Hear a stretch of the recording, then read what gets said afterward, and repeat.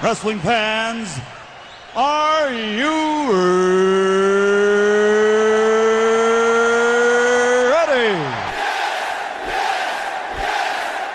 For the thousands in attendance and the millions watching around the world, let's get ready to rumble!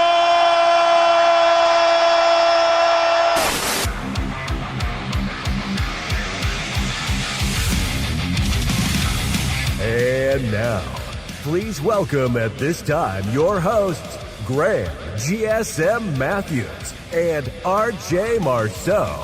You're listening to the next era of wrestling radio. This is WrestleRant Radio.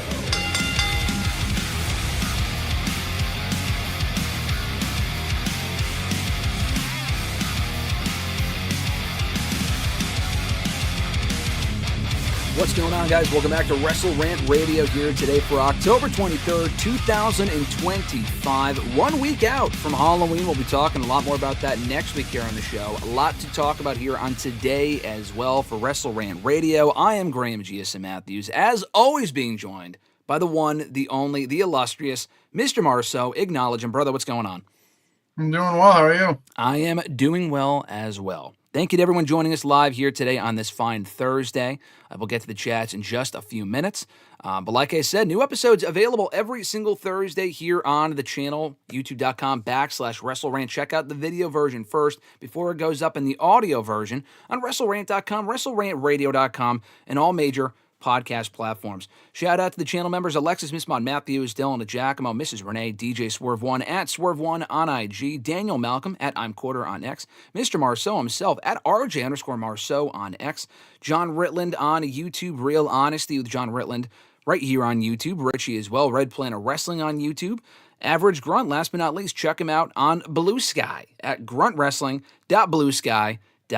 Mr. Marceau shaking his head because he's waving the X flag. He's waving the Twitter flag. I'm a Twitter guy. I'm not a Blue Sky guy. I'm not a Blue Sky guy either, but I appreciate those that are joining us from all over the interwebs here today, whether it be Twitter, Blue Sky, YouTube, or what have you. I'm still a MySpace guy. I actually wasn't old enough to have MySpace. Did you have MySpace back in the day or no?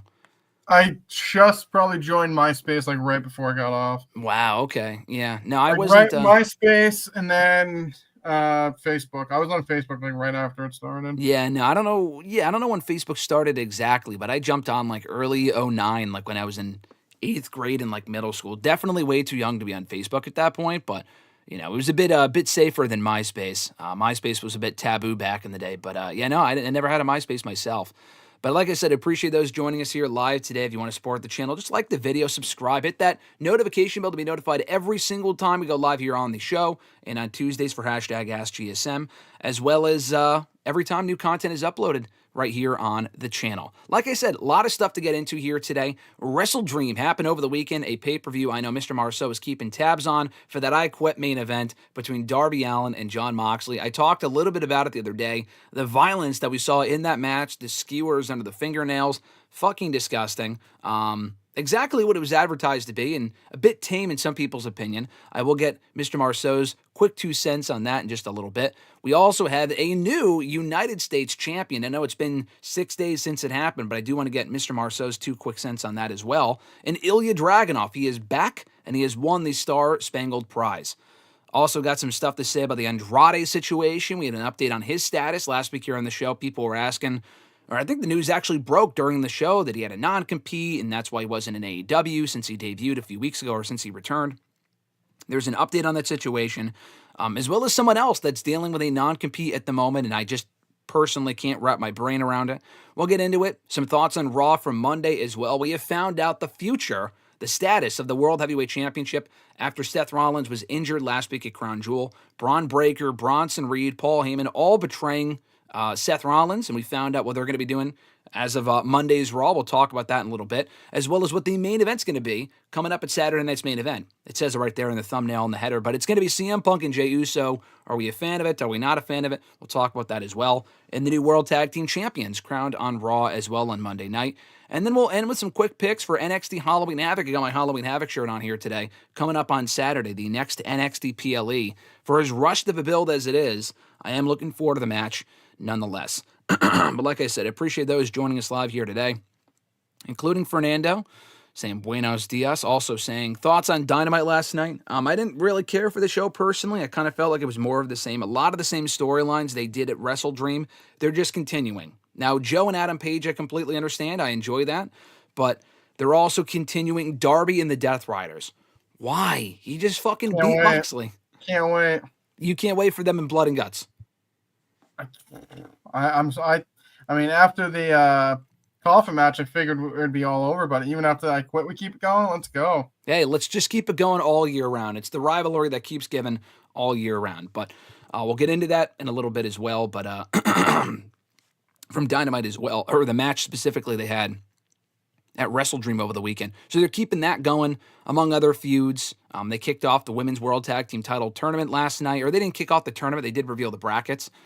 Someone asked about it. I think it was Fernando, actually. But before I get to that question, Fernando also asked, who do we got to win the World Series, Dodgers or Blue Jays? I'm sticking with my original pick. I'm going Blue Jays. Dodgers have already won. I think I said Dodgers originally. I'm going to switch it up and say Blue Jays. I want the Blue Jays, but I mean, you'd kind of have like, only what the betting odds are, but I'm assuming the Dodgers are heavy favorites. I mean, they're just really good. So I'm gonna go Blue Jays with my heart. My head says Dodgers, but I'll go with my heart.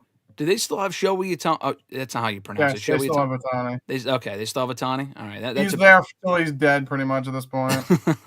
It's a pretty big difference maker. So I'm thinking Dodgers, but for the sake of being bold, I'll go Blue Jays. I do think Dodgers will win, but I'll go my official prediction, Blue Jays. When is is it already kicked off, the World Series? No, it starts tonight. Oh, it starts tonight. Okay. So we'll probably have an update, I'm sure, by next week when we speak again. Fernando also asked, which I mentioned a moment ago, what are your thoughts on the Women's Tag Team title tournament brackets and which matchups in the first round are you most looking forward to? So I saw the bracket last night on Dynamite. I pulled it up here. I probably should have put the picture in the thing, but I saw your chat too late, so I won't pull up the picture here on the show. But yeah, they're doing Mercedes and Athena as a team against Willow and Harley. Okay. First round matches, Queen Aminata and Jamie Hayter versus the Triangle of Madness's Blue Sky and Julia Hart. Sky Blue. Yeah, the Sky. What did I say? You said Blue Sky. You're still stuck on the Blue Sky thing. Yeah, I'm still on the Blue Sky thing. Sky Blue. She would have to be on Blue Sky. It only makes sense. But yeah, no, Sky Blue and Julia Hart versus Jamie Hayter and Queen Aminata. That should be a good match. Alex Windsor and Riho are a team for some strange reason. I don't know why. They just need to fill out the bracket, I guess. They're going to be taking on Toni Storm and Mina Shirakawa. Okay. And then they have Megan Bayne and Penelope Ford versus Ty J. So, Ty Mello and Anna J, which actually makes the most sense because they're two actual teams. I'm probably looking forward to that matchup the most. So, I'll probably go with that. Of the teams I just read off, Mr. Marceau, not which matchups you're looking forward to, but who do you think walks out the inaugural AEW Women's World Tag Team Champions? I mean, maybe Ty J, whatever. I think you got to go with like the gimmick. I think it's got Mercedes and Athena, right? Monet 15 belts or whatever the fuck she's doing. I don't know. I mean, realistically, it should be Anna J and Ty Mello because they're the only like actual besides Hart and Sky. Because I feel like they're on like they've actually been teaming a little bit, but like yeah. Besides them, the other two teams, all the teams all kind of thrown together a little bit. So I think Ty J probably should win them. But, I mean, I wouldn't be stunned if Mercedes and Athena won just so she can get another belt. I would not be shocked. I'll talk a little bit about Mercedes in a little bit when I recap WrestleDream and a little bit here on the show. Nathaniel, what's going on? He said he's watching his Lakers tomorrow, who he thinks is winning it all this year. He also said to Mr. Marceau specifically, he said, my Seahawks beat your Texans. Texans fell short the other day. They did, yeah. I stayed up. I only made it to midnight, but yeah. On that note, my bedtime. I only can make it to midnight. I think that's why they lost, because you weren't up to support them. I tried. I stayed up through halftime. I literally started watching the third quarter, and I started dozing off. I woke up. There's 7 minutes left. I'm like, I can't make it. How late are these fucking games? How late did they For some reason, which I don't know why, they've never done this before. They had a Monday night game that started at 10 o'clock because it was in Seattle. Oh, okay. Usually there's only one game that starts at 8. Yeah. But they had one game that started at 7, and then they had the other one because it was in the West Coast at 10. And like I said, halftime was at midnight, and I just couldn't make it past that. Yeah, hopefully that's not a new thing. I'm surprised they haven't done that sooner, because usually they would want it in prime time, right, at 8 o'clock for maximum rating. Well, actually, let me ask you this. Where did the game air? Was it a streaming service or a channel? It was on ESPN. Oh, okay. Then that's a little weird that they would start it at It's the first time I've ever really. I mean, I think sometimes like the first game of the year they do like a West Coast game. They do it. Yeah. But like 6-7 weeks in, it was the first time I've ever seen it. It was just honestly just way too late. Way too late to watch. Maybe they're just experimenting with it. Hopefully it fails, so you're not watching games at 10 o'clock going forward on a Monday night. Agreed. You'll be passed up by 10:30. Exactly. On that same note, Fernando also asked, what are RJ's NFL games of the weekend? I actually looked this up. There's not really a ton of great games. Even this game I want to say is not the greatest game, but Packers-Steelers is Sunday night. Everything else really didn't jump out at me. It's not really like any. The game tonight's probably the other most equal of Vikings and Chargers. But besides that, it's kind of just a dull week, if you ask me. Quiet weekend for football, not bad. Quiet weekend. Oh, my God. Alexis just texted me because I knew she would say this. I'm shocked she didn't say this in the chat because you said it a second ago. It was the first thing I thought of when you said it. I'm surprised she didn't say it in the chat. You said 6-7 weeks. The whole 6-7. Yeah, she just put it in the chat. The whole 6-7 shit.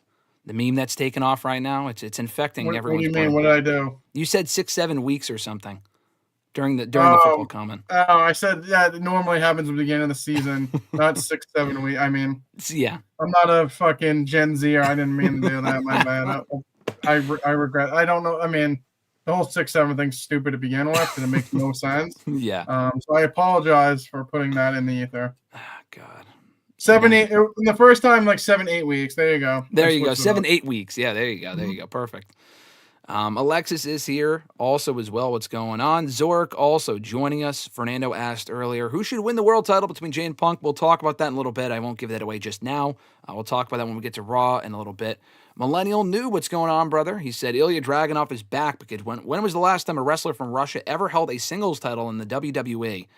Rusev. Is he not from Russia, though? Is he? No, yeah, no, he's not Russian, right? He's Bulgarian, technically, but I mean, I'm assuming. I'm pretty sure Bulgaria was at one point under USSR control. Yeah. But besides that, I don't know. Has there ever been anyone?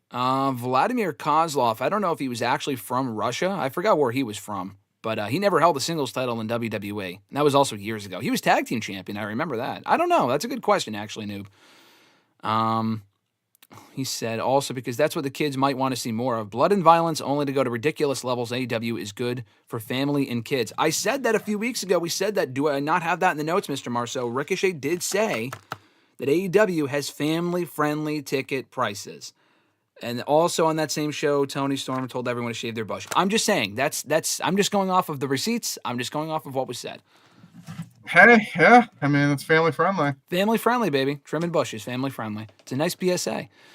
Do I even care about Riho at this point, Noob asked? No. I never really cared about Riho to begin with. I've never cared about her, let alone now. He also said 13 belts Monet and 2 belts Athena incoming. You're a couple belts short. Mr. Marceau said 15 because she'll probably win more pointless indie championships by the time this this tag team title tournament. I saw she won the interim Ring of Honor championship. I said, what the fuck are we doing at this point? I will get to that in a couple minutes when I talk about WrestleDream. That is one of my top takeaways from that show on Saturday night, which I thought overall was a very good show. Fernando wanted to know your thoughts on the possibility, the recent report of AI writing wrestling storylines in WWE. I mean, I think as most people that have used AI a little bit, I think it's a good tool to start. I wouldn't go all the way with it. I think it's a good to like pick and choose some things. I mean, I know some people, like if you're doing like a speech or something, you're not overly comfortable. Yeah. Some people have been using AI, and you kind of just pull some like lines and buzzwords out of it. Obviously, you don't want to use everything because then it just really doesn't sound authentic at all. But like I think for certain things, it could be used as a good tool, but don't go all like the full board. Yeah, I saw the report from Meltzer. I'm not exactly sure what to believe, and I talked about this the other day, but I saw the report saying that like they were using AI to write storylines, and it came up for something with Bobby Lashley, who doesn't even work there anymore, about being obsessed with Japanese culture. Oh, okay. I mean, that sounds like, Meltzer is not always the most credible, but he got that from somewhere. I don't know if someone fed him that bullshit information, because then it came out from Fightful that that's not the case, and they're just using it for stuff that you said, like little simple stuff. Could it escalate to more than that? Eventually, probably. Potentially, but yeah. I mean, I watch some of these shows and they feel like they're written by AI. I mean, that goes for AEW as well. Some of this fucking boilerplate, borderline basic booking. Say that 5 times fast. So, I mean, it feels like we're already there, to be honest with you. But, I don't think it's currently worse than that. Fernando also asked, are AJ Styles and Dragon Lee transitional tag team champs for the Bronze to win them ASAP? I will talk about that as well when we get to Raw in a little bit. AJ Styles and Dragon Lee, the new tag team champs. Alexis said about the 6'7" meme, I lose brain cells every time I hear the meme. But you just brought it up. I know, she was the one that brought it up. She says I lose brain cells, but you're causing all of us to lose brain cells collectively, so thanks for bringing it up. It's hashtag Ask RJ here today. Zork said, RJ, do you think, oh God, you're going to have to help me with this one, Shirlervenko should move down a couple weight classes? I mean, I don't have it pulled up here, so do you have like a spelling on this? Or SCH, it's Shevchenko. Shevchenko, yeah. She's a UFC fighter. Oh, yeah, well, I figured, yeah. Let me just pull it up here. I'll pull up the feed so I can actually see what you're looking at here. Yeah, Shevchenko. I think I know she's fighting soon. She usually fights at 125. I think she's fighting for the belt at 125. I could have sworn. I mean, for the women, it's only 115, 125, and 135. I know she tried for 135. I think she's a little too small for 135. But she's fighting, she's the 125 champion. I mean, I guess she could eventually try to go for 2 belts, but I mean, it's also a good cut. So, I mean, she's great. So, if anyone could do it, she could. 2 belts, Shevchenko? Yeah, 2 belts, Shevchenko. She's got 13 to go until she catches up to Mercedes Mone. Correct. So are the weight classes for UFC, I know you just mentioned the women's weight classes, but for the men, are they not 10 increments, right? I mean, those are really small. Not all of them, no. So for the women, it's straw weights 115, flyweights 125, and bantams 135. And then the men's flyweights 125, bantams 135, feathers 145, lightweights 155, and then it goes welterweights 170, middleweights 185, light heavyweights 205. And heavyweights 265 maximum. Wow. So the highest for the women is 135? 135. There are no, I mean, I'm shocked that there's no women that are like 185 that would fall in the 135 category, I guess. Yeah, I mean, they did like flirt with 145 a couple years ago because they had a couple 135ers that could get up to 145, but they're just, I mean, I think it's more of like a niche thing. There's not that many UFC fighters, I guess, at 145. Wow, that's crazy. I would not have guessed that. You also think some of these people are cutting down to that weight, so. Yeah, no, that's true. I thought the increments would be higher. For the men, there's so many weight classes that makes sense. Mm-hmm. But, like, for the women, like, you eat I don't know. I mean, a guy, too, but the same thing. I mean, you could gain or lose 10 pounds on a fucking whim. I mean, not everyone, obviously, but, like, some of these women are men, I can imagine. Like, is it that easy to move weight classes when you're in the UFC? I mean, it all depends. I mean, most guys cut weight to kind of be in, like, the smaller weight class just because you can then – they weigh in a day before. Okay. So if you make the weight at 155, I mean, they fight next day, you can be weighing 175, 180. It's not like – so depending on – I mean, there are a few people that have, like, won multiple belts in different weight classes. Normally, it's the smaller weight classes, like 135, 145, 155, because you're not gaining that much more weight. Mm-hmm. But, like, Pereira, who just won the 205 belt, he was 185 champion. He's now 205 champion. He wants to fight at heavyweight, too. Wow. So – I mean, he usually walked around at 225. I have no idea how the fuck he cut to 185 for as long as he did. Yeah. That's 40 pounds. It's a shit ton of weight. But, I mean, depending on the guy, they can. So if they win the belt to 185, they go up to 205 and win that belt. Do they have to vacate the 185 belt? They can't defend it at that point, right? Yeah, I think you vacate the 185 at that point. So he doesn't have both belts simultaneously. That wouldn't make sense. Technically, no. Yeah, technically. Oh, that is interesting, though. I didn't know that's how it worked. Fernando asked thoughts on WWE ticket prices going up again. I mean, it's a day that ends in a fucking Y, so are we really surprised? I mean, everything's going up. I saw the HBO Max prices. I mean, that's just really what it is. But the WWE ticket prices, as far as that goes specifically, it's going to rise to a point where they're just not affordable for the common person, and they're going to have to come crashing down. The attendance is not even what it was even a few months ago. The arena they were in for Raw on Monday, I think, did maybe 10, 11,000. A lot of people, great number. They were in that same arena back in April, I want to say, and they did 14,000. I don't know if it was a sellout at that point, but it was a few thousand more, which is a pretty big difference. And again, you could blame other factors. The product isn't as hot. It was WrestleMania season. It's not just the ticket prices. Completely understandable. There's a lot of things to consider. But I do think that's a big part of it. So it's going to come crashing down at some point. The bubble will burst, as it will with everything. I mean, it's just what it is, but hardly surprising. Noob talking about Tony Storm and Mariah May and that Hollywood ending earlier this year that had blood and violence. I thought that was a great match. So that one didn't really mind. I didn't really mind that one as much. And talking about Kabuki Warriors going after the tag titles after losing to Rhea and Io in Perth of all places, and Rhea's birthday of all days, makes no sense, especially in a storyline sense. Are they going after the women's tag titles? Did they say that on Monday? I must have missed that. I know they cut a promo. I didn't hear them say they were going after the tag titles, though. I also hope Mercedes does not win a Full Gear, Nathaniel. I agree with that. And last thing from Fernando here. Did you hear about the huge gambling scandal in the NBA involving Chauncey Billups and others? I have not heard of that, Mr. Marceau. Yeah, it's been like big news today. I mean, it doesn't surprise me. I mean, when you start promoting gambling for your league, it's not surprising that people are starting to gamble. I mean, it's what it is. I don't know how people could be surprised by that. Is Chauncey a player? He's a coach. Oh, he's a coach. Okay. Yeah, he's a coach. He's a coach of the Trailblazers and then a player for the Heat. Both got picked up today by the FBI. But like I said, like they're promoting gambling. So, I mean. So when you say, I mean, the coach is involved, and you talking like they're trying to cheat games and stuff like that? They haven't really said. They said it was like more. I think for him specifically, I think it's more like poker. They said he was like cheating playing poker. I don't know what's going on, but yeah. Like I said, I think the other one's more like just like they said like when he was playing for a different team, like his bets were like just weird. Oh, I don't know. Interesting. There hasn't really been it just broke today, so there isn't like a ton of news about it, but it doesn't overly surprise me.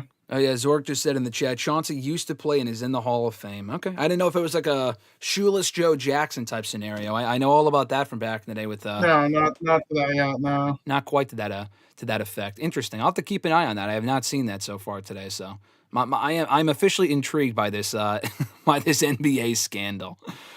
Talking about scandals, not exactly necessarily a scandal, but something I do want to get your thoughts on. Well, the Andrade thing, actually, I'll ask about you. I'll ask you about that in a second. I do want to get this out of the way first, just because it's a quick note. Ilja Dragunov, new United States champion, returned on Friday SmackDown, answering the opening challenge of Sami Zayn, and went on to win the title from Sami in a great match, one of the best television matches I've seen all year. Dragunov had been off TV for the last year with an injury, although I think he has been clear to compete for quite some time now. They only just brought him back with a plan. I had seen rumblings over the last month or so saying that, he should be back on Raw imminently because that's where he was before he got hurt. Raw doesn't really need him right now. SmackDown could use him more. He walks in, and we have an all-new United States champion. So I want to get your thoughts on that. Were you a fan of the move? What was your reaction to Dragunov taking the title on Friday night? Yeah, I mean, once he came out, I was like, okay, there's a chance that he could win the belt here. I think it was a great moment, great for SmackDown. I think they need like a little bit of shakeup. I thought we might have been getting that with Cody and Drew. When Cody came out in his fucking dress clothes and somehow I thought he'd just lose the belt there. It just made sense, but obviously he didn't. But I don't know. I just feel like it's good for SmackDown. But I mean, I guess I thought he'd come back on Raw and maybe he's the one to finally beat Dominic. Dominic retained again on Raw. Yeah, just can't lose at this point. Mm-hmm. I don't know. I would probably prefer him winning on Raw and Sami continuing the U.S. title stuff. I've enjoyed it for what it was. Obviously, he just won the belt too from Solo like a few months back. So. Yep. Yeah, I mean, it's nice for SmackDown because I think they need a little refresher. SmackDown lately has been a chore to watch. Yeah. But I don't know. I think him beating Dominic would have made more sense, but that's just kind of nitpicking at this point. Yeah, I don't know what the end game with Dominic is. I've seen the reports about Dominic facing Cena at Survivor Series. I'm personally not a fan of that. I think the match is fine. I have no issue with Cena versus Dominic. I have no interest in Cena challenging for the Intercontinental Championship. Why the fuck would he wake up tomorrow and be like, I want to challenge for the IC title because it's a title I've never held? Bro, you've been here for 23 fucking years and all of a sudden you care about winning the Intercontinental Championship to become a Grand Slam champion? He doesn't give a fuck about that. No one is really giving a fuck about that aside from the most, stringent wrestling fan. Like, I don't know. I just think that's stupid. But the actual match itself, I think, should be good. If they do Cena and Dom, I just have no interest and the Intercontinental Championship being on the line. But Dragunov being back on SmackDown, few things on that note. Dragunov is great. I agree, and I feel like he really will add a refresher to the blue brand, just being on the show and having won the championship and kind of going off what we said last week. I feel like that's a nice change of direction for SmackDown going forward. I'm not sure what that means for the United States Championship picture going forward and who they slot him with next, whether it be Solo or the MFTs or whatever the fuck it might be. But I guess we'll find out come Friday SmackDown, hopefully. The other thing I want to ask you about in regards to Dragunov, the United States Championship, and SmackDown in general, you mentioned Cody and Drew and how you kind of expected a title change on Friday night between the two of them. And I was expecting the same thing because we've seen so many shakeups recently on the show. I thought we might see a quick title change on Friday too. Now, obviously, they did not do that, but they are going to be fighting again at Saturday night's main event next weekend for the Undisputed WWE Championship. If you're in charge, do you book a title change for that show? Because I think having short, you mentioned Sammy had only won the belt. It actually was less than 2 months. He won the belt less than 2 months ago and already lost it. I think WWE, not like every other fucking week, but I think they can benefit from shorter title reigns that aren't 500 days or 2 years. Not everything has to be this long-term story. I would switch the championship on that show. Would you do the same, or would you keep the belt on Cody? I would make the change. I thought they were going to make it on SmackDown. I think for SmackDown itself, I think it would have just been a bigger moment. Obviously, Saturday night's main events, they're a little special on NBC, and it's needed some fresh wins and stuff like that. So honestly, holding it for that might be even better. But I like Cody, but I don't know. I feel like we need a little shakeup, and I think Drew being the one to beat Cody. I just feel like SmackDown itself, we had Cena, and that was like whatever, and then we had Cody before that. Now Cody again. Just needs a new fresh face of SmackDown. So I think Drew should beat Cody.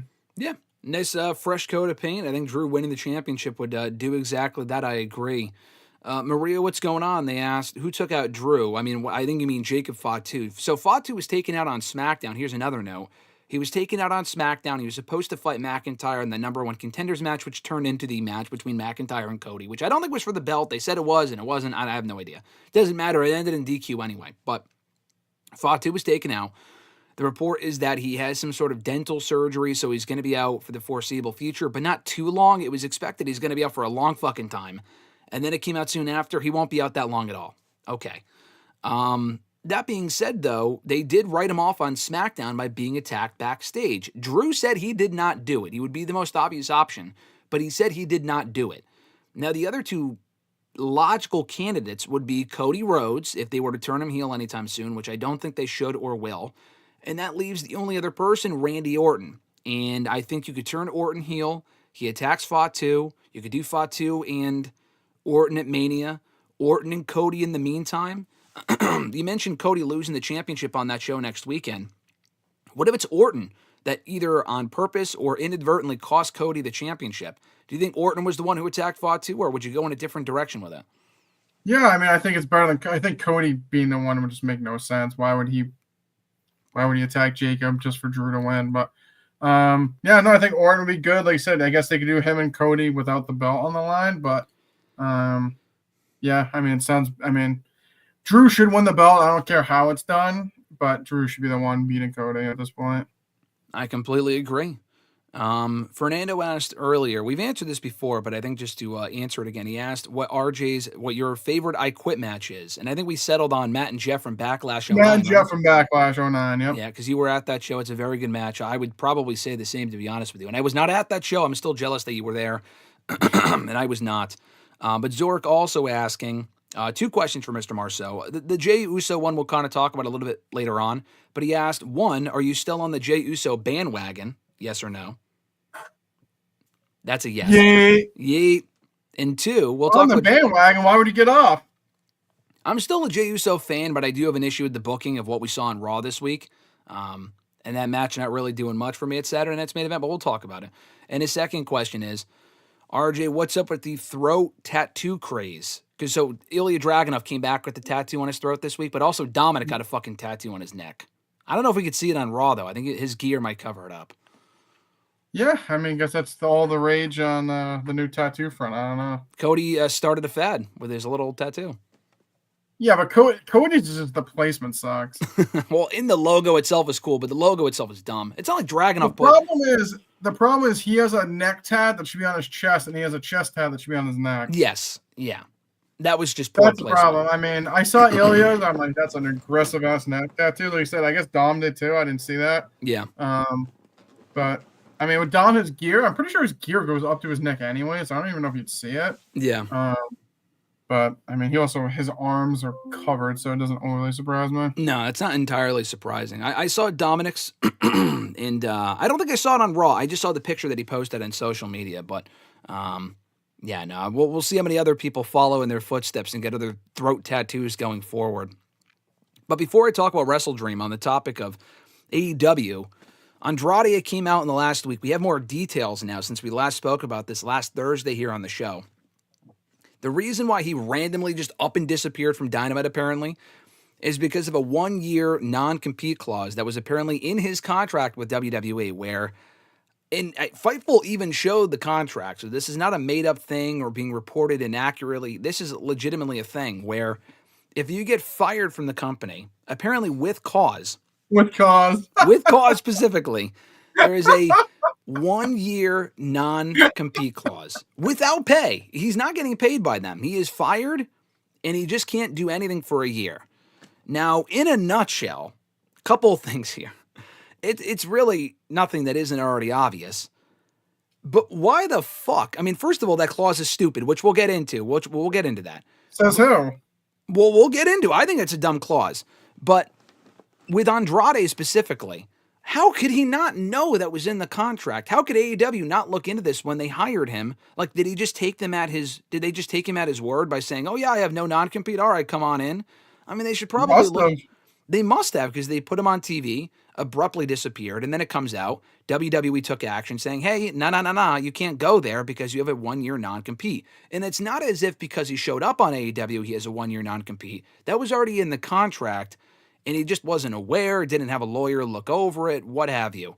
I don't know what happened there. And as far as the clause itself, I just think it's stupid. And that when you get fired with cause, you're out for a year, but how is the guy expected to get paid doing anything if he can't, if he can't wrestle anywhere, that's one thing. I think also 1 year is excessive. But he's not getting paid by WWE. So he's basically just told to sit at home for the next year, not doing anything. And it was said that this what used to be a thing in the contracts years ago. They moved away from it.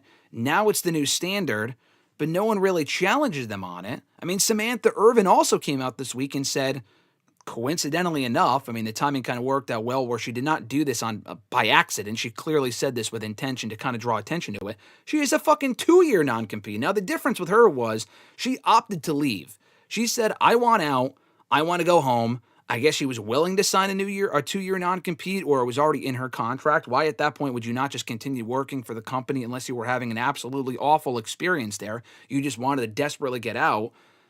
Why? I don't know if she's getting paid. That hasn't been revealed by WWE, but that's also incredibly fucking wild. Why would she not? That's just insane to me. So give me your 2 cents, Mr. Marceau, on this whole situation. Like you said, the 1-year non-compete, I think especially with cause, I think it's more the fact like, hey, if you're going to do something to purposely get out of your contract and you're going to get fired, we then own you. You can't do shit for a year. Like you said, the problem realistically is a terrible contract for the wrestlers, but that's always been the case. Like you said, you're signing a contract that if you got fired for cause, you can't do anything for a year.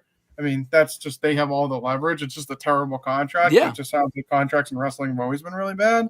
They're independent contractors, but they can't go on and do other ventures. Makes no sense. Well, yeah, that whole thing to begin with is but that's just sure. Like you said, at the end of the day, the contracts are all in the favor of the company, not the wrestlers. They just get screwed. But like you said, how does he not know that he has a 1-year non-compete because he got fired? You should know that. Yeah, no, I agree with that. I'm just saying, I agree with that. That was also my first thought. But I'm also saying that I don't think this stands. I don't think this will stick. For Andrade in general, I don't know if this will stay in their contracts going forward, but I'm just saying in Andrade's case, I would be absolutely shocked because it was also said Andrade is a very good lawyer. We were joking about that last week here on the show because someone brought it up, and we were joking, maybe Jose the assistant from his time in AEW, blah, blah, blah. But no, seriously, I think that if they bring this to court and they make a good case for it, why the fuck would they stand in WWE's favor? Because that legitimately makes zero sense. Now, again, the Samantha thing is different. I would love to know what the circumstances were behind that. If she's being when you say it makes no sense, in what sense does it make no sense? The Andrade one or the Samantha one? The Andrade one. They can't tell them you can't work for. I mean, also, what is fired with cause? I mean, I know what it means, but I'm saying that could be completely subjective. Is it because he didn't pick up his phone? We don't know what happened then. We know he. Well, they said he failed the wellness policy. I know, but then you can't say, "Oh, we're gonna fire." Well, twice. I mean, why can't you? What? You said they can't fire him, but like. No, they can't if it's enough. It has to be exactly. So, but that's with cause. So, like I said, that's also protecting them in the sense that, like, if he purposely got fired because he doesn't want to be there anymore, he can't just go the next day or 90 days and be like, "Oh, purposely got fired. Now I'm going to come work here because I don't want to be there anymore." Like, it's more to protect them. Like I said, it is outrageous, but like, I don't think you can fight that in court. Like, you sign a contract. If you got fired for cause, which you did, you can't compete for a year. Like, there's no way around it. No, I get that. I'm saying if he was trying to get himself intentionally fired, one, I think a year is crazy. I mean, I think that's just way too long. If it's 90 days. What do you think's appropriate then? 90 days. 3 months. But if he purposely got fired, I feel like they need to protect themselves. And I think 6 months is probably more appropriate, but yeah. 6 months. I think a year is too long, but also, is he just not supposed to make any money for an entire year? They're not paying him. I don't think. I mean, I don't know if Andrade said yes or no, but if they're not paying him, that's just crazy to me. I mean, he got fired, so I highly doubt they're paying him. No, that's what I'm saying. So they're not firing him, and then if they fired him, I don't know. I just think that's insane. I just think that's crazy. Why would they just? You can't not pay the guy. What is he not supposed to? What is he supposed to go fucking homeless for the next year until he finds work? Get fired. I mean, it goes both ways, brother. If I got fired from my job tomorrow, they're not paying me shit. Yeah, I know, but are you not expected to make money for an entire year? I mean, that's crazy. Don't get fired. I know, but I mean, it's not like he went in there and both like. ways. I mean, like I said, I mean, you can't fail a drug test. I mean, it's.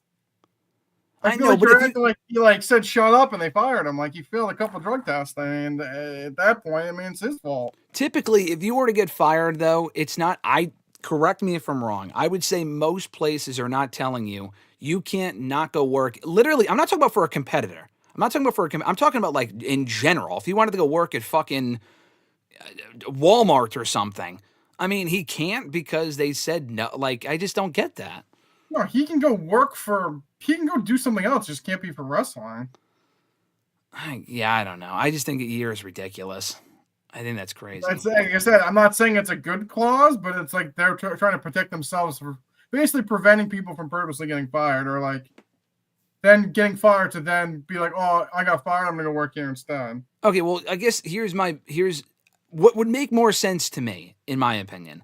If they feel, which I guess is subjective, how do you know for a fact that someone's trying to get fired on purpose? They would have to have a lot of proof proving that.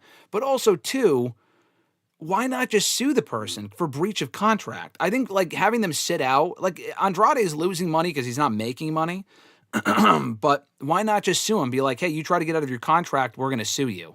They are. You can't wrestle for a year. They're not suing him, I don't think. I think they're like just. I mean, for them, what's suing them? Like they fired him. There's nothing to sue. They get money out of it. They get money. They get out of him by letting him sit out for a year. They're not gaining anything. They're just but him being out for a year doesn't help him at all. I know, that's what I'm saying. It hurts him. They're not gaining from it. That's what they care about. It hurts him, but it doesn't hurt them. I know, but if they sued him, at least they can make money off of it, and he can go wrestle elsewhere if he fucking wants. I mean, dude, the suing him's like scooping sand out of the beach. I don't think they're really worried about the money. I guess not, but I don't know. I just think the 1 year thing is crazy. I don't know we'll probably see more on this going forward because again, the Samantha Irvin thing is different because it's not like she got fired. I mean, that's just. I mean, like you said, 2 years. I mean, I know she didn't want to be an announcer, but Jesus Christ, you're not going to do shit for 2 years? That's crazy. That's insane. Again, she's making music. She's doing well. She's doing fine. But, like, I would imagine she's not getting cut a check. WWE did not say, hey, we will let you go, and we'll continue to pay you for the next 2 years. You just can't go anywhere else. No, they probably let her go, not paying her, and said, okay, we'll let you go now, but you can't go anywhere for the next 2 years. Again, in my opinion, at that point, why? I don't know. I'm not her. I don't know what the situation was. Why would you not want to just stick? Because she probably left in the middle of a contract. That's probably why it's a 2-year thing. They probably said, hey, you have another 2 years on your deal. We can't just let you out of your deal just because we said that, just because you said that you want to. And also, what is she really gaining even all that much from going to AEW, which is probably where she would end up anyway? They don't lose anything. Who gives a shit? I just think 2 years is excessive. I'm sorry. 1 year, maybe. 2 years is excessive. 1 year for her, in her circumstance. William Regal's a perfect example. When he left AEW in the middle of a contract, he was there for less than a fucking year. And he goes, I want to go back to WWE to be with my son. Tony Khan said, okay. But he didn't say you can't go there. William Regal was back to work in WWE within a month of leaving AEW. But they did say, we can't allow you to be on television for all of 2023, for that entire calendar year. That was the deal that they came to. And they honored that, and Regal did work for WWE. He just wasn't on television. Now, for Andrade, is he going to work for AEW but not be on television? What's the fucking point of that? But I'm just saying, that to me made more sense because it was a year, but he could work there. But it's like, okay, we're letting you out of your deal. We're losing money on this because we signed you and all this other shit. I don't know. I just feel like that would make more sense. So it's not like non-competes aren't, it's only exclusive to WWE. It's not. AEW has probably done it, and we would just have no idea. 2 years, though, is just insane to me. No, that's stupid. That's crazy. Speaking of AEW, though, from WrestleDream coming up, or from past Saturday, not this coming Saturday. Overall, I thought it was a very good show. The usual quality pay-per-view from AEW that had a lot of good matches. Jamie Hayter beating Tekla, Jurassic Express winning the $500,000, Tony Khan's favorite stipulation, against the Young Bucks. They're doing another one of those matches on Collision this week, and I defended this match at WrestleDream. I feel you defended it to me. Now you got the egg on your face. You can scrape it off now. Because, I defended this match, and I stand by it. I'm not defending that shit going on Collision this week, where they're doing another money match between them and Jurassic and fucking Jet Speed or whatever the hell it is. I'm not a fan of that. Hurt Syndicate beat the Demand in a trios match to earn an opportunity at the trios titles on Dynamite. Good match, except they're continuing to Hurt Syndicate in the Demand for some reason. I have no idea why. But the match of the pay-per-view was good. Kyle Fletcher and Mark Briscoe, great match for the TNT title. Fletcher won, retained the title. They're continuing that feud too, based on what I saw on Dynamite. Again, don't know why. They've already had 5 matches. Let's please move on. Chris Statlander retained her AEW Women's World Championship against Toni Storm in a very good match. Mercedes Mone issued an open challenge for her TBS championship to any other champion out there. Now, it ended up being someone from Ring of Honor, that being Mina Shirakawa, who holds the fucking interim Ring of Honor Women's World Television title. Throw it in the pile of belts that mean absolutely nothing. It's not even an actual belt. It's an interim title for a title that Red Velvet held, but she got hurt. Is she really that important to have an interim champion? The answer is no. But they have a match. Fine match. We've seen the match before. Okay. Mercedes wins. She's 11 belts Monet. She then goes on to win another Outlaw Championship the next day on Sunday at a Winnipeg promotion, I believe. So she is now 12 belts Monet, and she had her grand celebration on Dynamite last night. Her one of many championship celebrations she's had in 2025. It was also established after her match and on Wednesday's Dynamite. Come Full Gear, it's going to be her and Chris Statlander for the AEW Women's World Championship. And it's not for both belts. It's not for both belts. The Toni Storm match was not for both belts. It's only for Chris Statlander's title. And speaking of the Toni match, she already lost to Toni Storm earlier this year. She already suffered her first defeat. She already failed to win the Women's World Championship. Do I see her losing a second time in a few months? The answer is no. So I think Mercedes might be walking out with another fucking title after not dropping any of her other championships. Now, I know you don't watch the product closely, Mr. Marceau, but you're well aware of what's going on. You know what's going on here. What is I'm rooting for 15 belts, Monet, at this point. What is the end game here? This just seems like an absolute to have every belt. Like, who gives a shit? But it's not like it adds to her aura. I think Mercedes in the ring is great. Her character currently fucking sucks because there's nothing interesting about her continuing to win these belts that don't matter. Titles. Come on, why aren't you excited? It's just, it reaches a certain point where it's like, oh, Ultimo Monet, like we got to beat the Ultimo Guerrero record or Ultimo Dragon rather. No, you don't. Does anyone give a fuck about a meme from 30 years ago of a guy that held 10 belts at one time for one picture? Again, in the fucking 90s? No one gives a shit. The only person that cares about that shit is Tony Khan. And these indie promotions are benefiting from it because they get more exposure. And to my knowledge, she is going to each of these promotions and defending the championships that she wins. But do you honestly expect, she has X amount of championships, Mr. Marceau. Do you honestly expect her to go to every single one of these promotions back there and lose all of them? I would be shocked. I would be shocked. After she went undefeated for a year and a half, she's going to go lose 12 times to, Jane, no one knows what the fuck her name is, in this random promotion? I don't think so. I think she is. I would be completely stunned. I don't know. The issue is that there's no endgame. Like, if she wins the Women's World Championship, who cares? She's held the TBS Championship for this long. She should probably lose that one first. If they want to put the main women's title on her, fine. But she has to lose all the other shit first. They have all, like, the fucking jobbers of AEW out there holding all the belts that don't matter. I just don't know who this is supposed to be appealing to, aside from the people who are diehards for Mercedes Mone. I couldn't tell you. I just don't know. I can't even venture a guess as to where this is supposed to be leading. And if Chris Statlander beats her, she's lost to her twice before, so if she finally beats her, I think that's great. But what's really gained from that? Mercedes would have lost again. For what? Nothing is gained. Wait to do this match until down the road. Is your women's division that fucking desolate that you have no other options but Mercedes Mone come full gear? They have a whole fucking women's division that they're relegating to the tag team division at the moment, because they're holding up the main belts with Tony and Chris and Mercedes. It's like a revolving door of the same three women. I don't know. That bothered me. But Brodito and... what'd you say? I can tell. Yeah, you could tell. But Brodito and Okada and Takeshita did have a great match for the tag team titles. I thoroughly enjoyed that. Adam Page beat Samoa Joe to retain the AEW World Championship. Joe in the opposite attacked Page afterwards, so that is continuing as well, which I have no issue with because Joe's great. And the main event was Darby Allin and Jon Moxley in an I Quit match. Darby Allin won, but not without some struggle there, with some skewers under the fingernails and putting his head in a fucking fish tank, attempting to drown him. Sting came back, his old man Sting, and he looked cool, actually. I thought that was a cool moment, helping Darby Allin take out Moxley with a sharpshooter, the Sting Scorpion Deathlock. And it was the most tame Deathlock I've ever seen, but that was after he already did all this other dumb shit, so it was like the tamest move that put out Jon Moxley. I know you saw some of the highlights from this, Mr. Marceau. You saw what happened on Twitter. What's your 2 cents from this? And I know I already answered your question from Tuesday, or your comment about them going too far with the violence. I just want to hear you expand on that a little bit with your 2 cents on why this is not for you and why it doesn't really accomplish anything in your opinion. It's just so fucking stupid. You know what my problem is? Any person can go out there and do the dumb shit that they do. There's zero talent in any of it. And the fingernail thing, just stupid. The fish tank, like, why the fuck you bringing a fish tank out? Drown the guy? Fucking stupid. The whole thing is just plunder, terrible garbage. It just does nothing for me. Like I said, any two people, if I really wanted to, I could go out and do all that shit. There's no athleticism to it. You're just being a fucking idiot.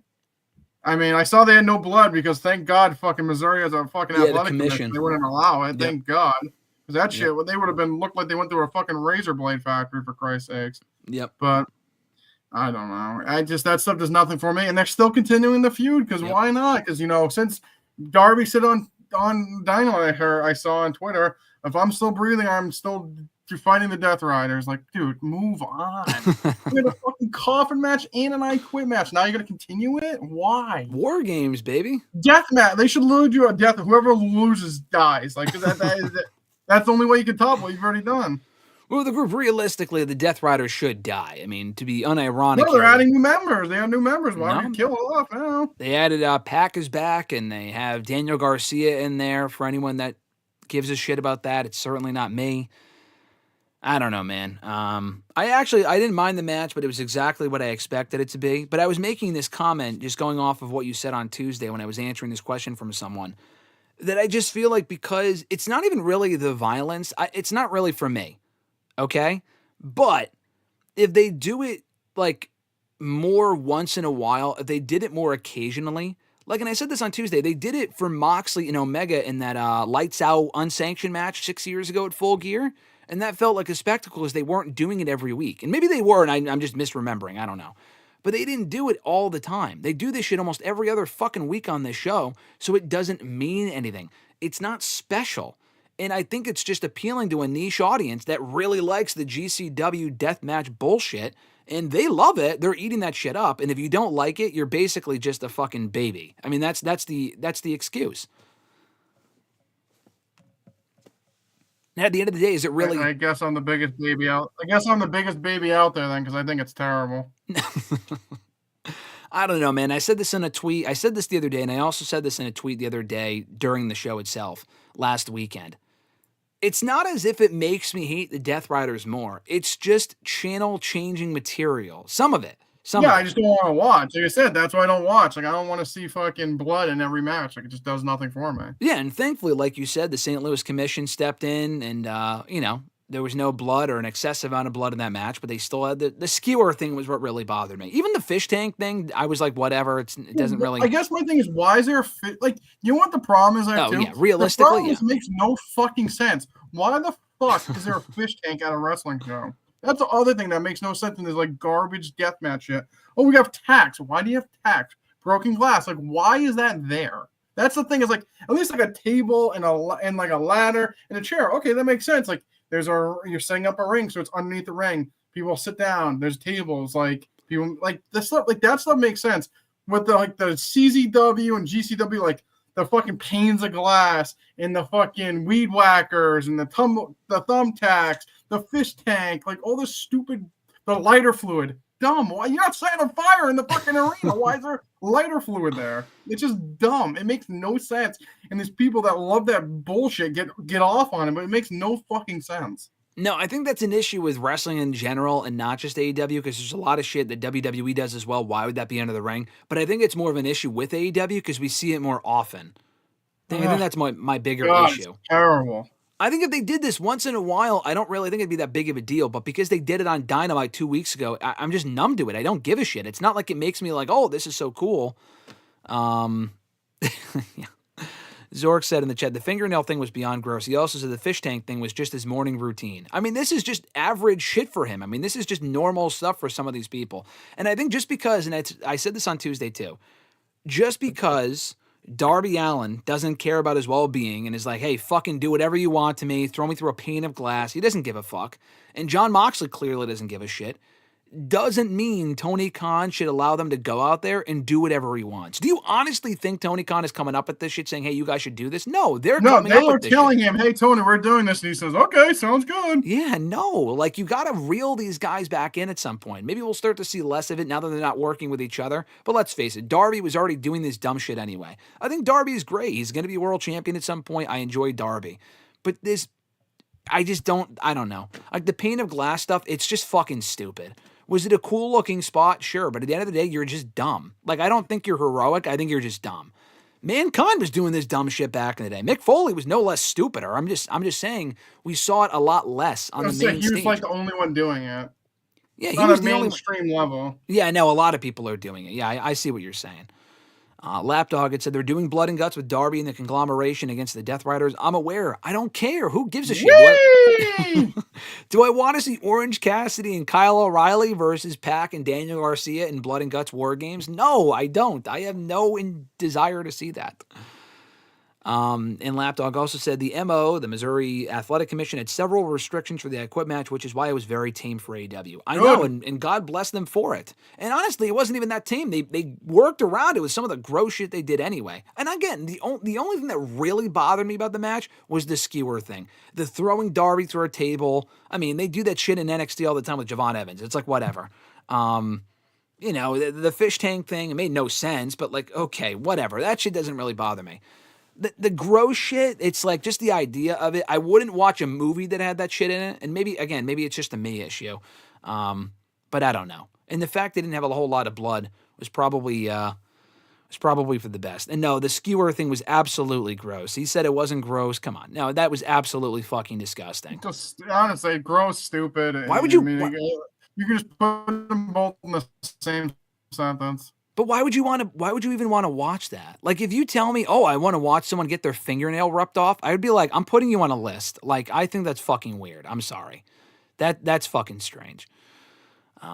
Overall, though, some people like that shit. I don't know. It does nothing for me. That's the audience they're appealing to. The 300,000 people they're getting for Dynamite on Tuesday nights or on Wednesday nights.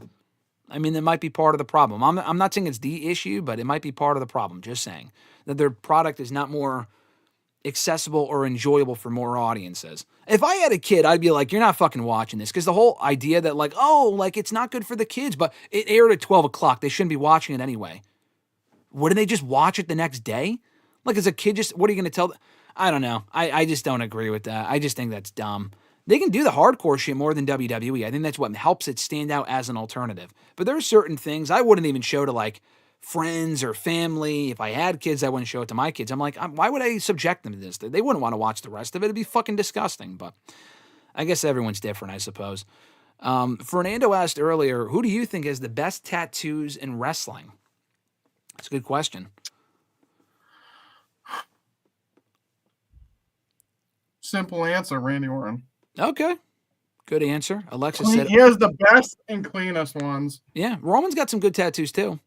Roman Reigns, I was gonna say my next people would be all the Samoan people. Yeah. Roman has good ones. Jey Uso has good ones.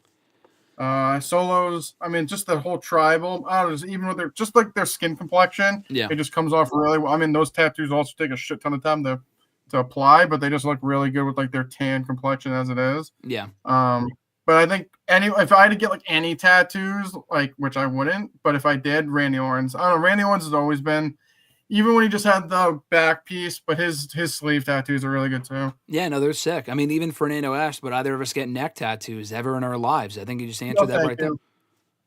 I'm getting the WrestleRant logo on my neck next week. I thought you were in it with me. Come on. I thought it was a joint venture. Yeah, Alexis said the same. She said she likes Randy Orton's skull sleeves. She also said, RJ, I've been saying the same thing about Cody's 2 tattoos ever since he got them. They both need to be swapped. They look out of place. Agreed. Yeah, no, I completely agree on that. Fernando asked, do we think the Wyatt 6 versus the MFTs is going to be good? No, I don't. No, I don't either. Do you think that's the War Games match since they had to pivot with the whole Vision thing? I don't think it is.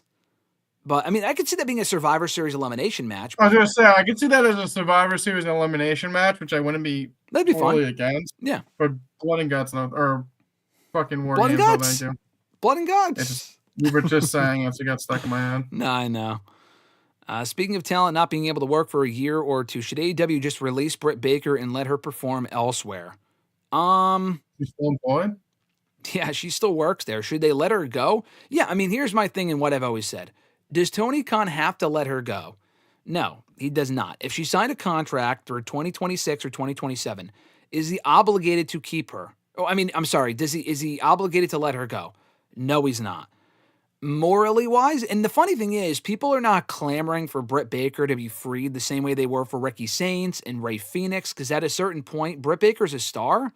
People just don't care now, though. It's just funny to me. At this time a year ago, me included, free Ricky Starks, Rey Fenix, Penta, like, let them go. If you're not going to use them, let them go. I don't see that same chatter with Britt Baker. It seems like a lot of people don't really give a shit. But my idea is, if you're not going to use these people, like, not even to put people over. Like, if she was on the show putting people over, that would be one thing. She hasn't even been on the show for a fucking entire year. Then just let her go. Let her go. Is she really going to make a dent for WWE? No, she won't. I mean, the same way that, like, Ricky Starks and all those other guys are great. Have they really benefited WWE in a major way where AEW really lost out? No. If you don't have anything for them to do, let them go. I don't know if she wants to go. I don't know what the situation is there with her. But we'll probably find out in due time. Let me see here. Ultimo Dragon had the record. I didn't even know Ultimo Dragon had the record before this. Yeah, I mean, I only knew that from the picture. I mean, Tony Khan keeps track of that sort of shit. Are we looking forward to Halloween Havoc this weekend? We'll talk about that in a little bit with predictions coming up shortly. Alexis had no idea what happened in AEW. That is exactly what happened. It was disgusting. The ear stabbing was way worse. What, the Randy Orton, Jeff Hardy thing? If that's what you're talking about, that was pretty fucking gross. But again, it happened One time. One time 7 years ago. You're talking about a spot that happened in 2018. I could pinpoint probably 20 other things, Mr. Marceau, that were probably grosser or worse than the Jeff Hardy Randy Orton spot going in about, fucking 7 years ago. I just think that's completely stupid. But that being said, from Raw on Monday night, want to get your thoughts. Saturday Night Main Event, Jey Uso, CM Punk. Jey Uso winning that Battle Royal. The grand follow-up to last week's angle. Was this worth it for you as far as, did it live up to your excitement coming off the angle that we saw last Monday? That's a fully loaded question there. I was more surprised. Once Breaker and Reed weren't in it, I'm like, who at that point could win? Yeah. I figured they'd still get involved somehow, and like maybe they just clean house, and then Pierce would have to appoint one of them or Breaker himself to face Punk. But we just got Jey winning here. So I was stunned. Jimmy made like a big deal, like bud, like so everyone for themselves. Someone had to win. Obviously, he helped like Jey a few times throughout the match to keep him in, but Jey winning, I was a bit surprised. I know the IWC was not happy. The people in whatever town they were in looked pretty happy that Jey won. It's just, I think like Punk win LOL at this point. I don't. I like Jey. Unless he's going heel and they're going full throttle with it, which wouldn't really make sense because you have the whole Braun group that you would think would be in the main event scene. I would assume Punk wins and then he feuds with the Vision. I would guess, but like putting Jey there doesn't really make a lot of sense if he's just going to lose again. I don't really know. I would have preferred LA Knight in this spot. Now, again, I think whoever faces Punk is losing. I just don't think Jey Uso and Punk is a real worthy attraction for that show. It's just not. Like, it's a match we've never seen before, one-on-one, I guess. But, like, I fear Jey Uso fucking wins. We just saw him as World Heavyweight Champion a few months ago. Now, technically, Punk just won the belt. I get it. Yeah. For 5 minutes. Dude, Jey Uso heel world title run and the Bloodline saga recycling itself, it has gotten more interesting with him, showing more of an edge. I like that. We've talked about this before. But putting the fucking belt on him when LA Knight is sitting right there among other people in the Raw roster, I honestly get it. When everyone shit on the Rumble win for Jey Uso, we both said, he's over, so get over it. He is still over, but like he's at the point now where he's almost getting shoved down our throats booking-wise. He's popular. I get it. But like, what is the end game here? Is he going to be champion through Mania to face him, do him and Roman again for a 4th or 5th time? No. I don't know. I just like you said, when he won, I'm like, oh, like you said, I feel like I love Jey Uso, but I fear that he's gonna win somehow. And like, does Jimmy's like acting like he's like mad, but like, is he gonna secretly help Jey finally win? Cost him the belt when we were there. So like, does Jimmy help him and then he wins the belt, or like what? I guess I'm more intrigued. If they were both just faces, it's just Punk wins LOL, I feel like. But, like, maybe the Brawns get involved. They don't want Punk to win, so they cost him the win and Jey wins or something like that. I don't know. I feel the fact that he won, I'm more inclined to think that he has a chance to beat Punk. I agree, but does it bother you that Braun Breaker's not in the match coming off that angle last week? He's holding the belt and everyone's like, yeah, it makes no sense. It makes no sense. I said, unless they're going to use him to cost Punk the belt, it doesn't make sense at all. Because, like, why wouldn't he be in the match? So, okay, Punk wins, and then he just feuds with them anyways. Like, that's where, I guess, like, if you're going to have Punk feud with those two anyways, why wouldn't you just have him face one of them I feel like they're like, oh, we don't want them to lose, but, like, if he wins the belt, his first defense would have to be against one of them. Yeah. No, I agree. So, like, unless he doesn't win the belt, and then him and the Bronze go separate ways from what's going on now, and then maybe do like heel Jey versus LA Knight, whatever. But like, I don't know. I just feel like if Punk wins and we just go into him feuding with the Bronze, what's the point? They should have just put the belt on the Bronze. He's done it anyways. Exactly. It should have been him versus one of them at the fucking Well, at least they give him the belt first, because he was probably always going to win it at Saturday Night's Main Event. If I had to take a guess, he was probably going to win it there anyway. At least they get him a run, because if he feuds with the Bronze and they put the belt on Braun first, then Punk's not going to win it for another 6 months at least. Like, he's going to look like a loser. So I get it. I just don't like Jey Uso being in this spot. Could it have been Braun Breaker or Bronson Reed? I guess you're not going to have Bronson beat Roman and then lose to Punk. That would kind of be dumb. But I don't know. The follow-up left a lot to be desired for me. I guess we'll find out come Saturday night's main event. Yeah, but like I feel like if it was Bronson, but with Braun and Punk, Punk's gonna win. Yeah, but we probably figured he was gonna win anyway. So like, it doesn't you know what I'm me. saying? They're like a Braun.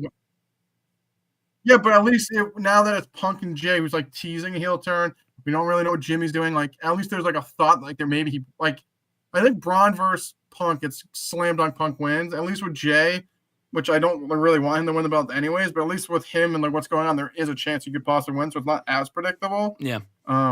But I just also think Punk beating him just to face the Bronze, it's just like, why is Jey gonna lose again? Like we already know that's where it's going if Punk wins. Like that's what I don't think makes sense. Like the Bronze attack Punk, like and they beat Rollins, but then they're not in this thing just for Jey to face Punk, for Punk just to win the belt, to then face them again. It just doesn't make any sense.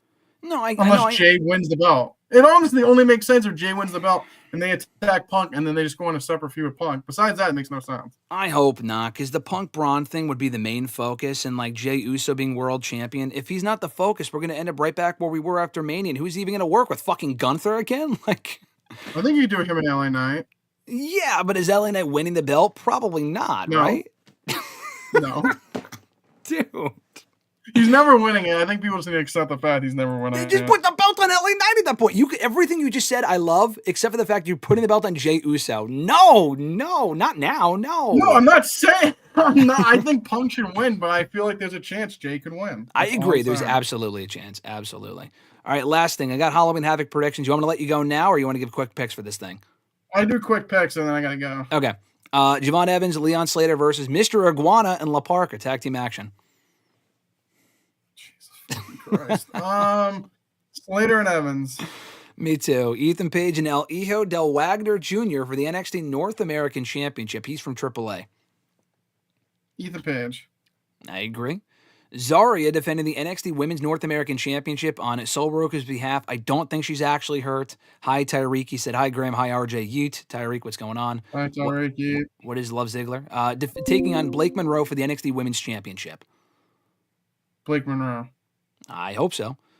Hardy Boys, Dark State, NXT Tag Team titles. Hardy's retaining or Dark State get the belts back?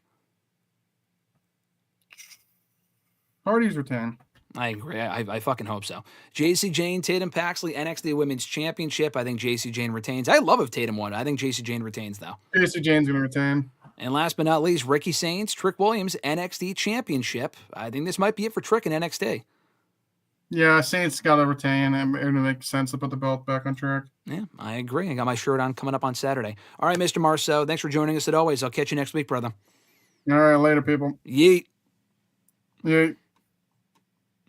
All right, folks, we'll wind down on that note. Thanks for joining us as always.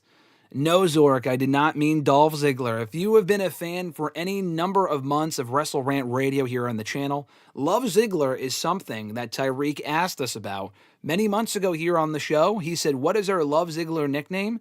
And we still have no fucking clue what he was talking about because he has yet to answer exactly what he was referring to earlier this year. He probably has no recollection of what we're talking about at this point. But Tyreek, we are still waiting.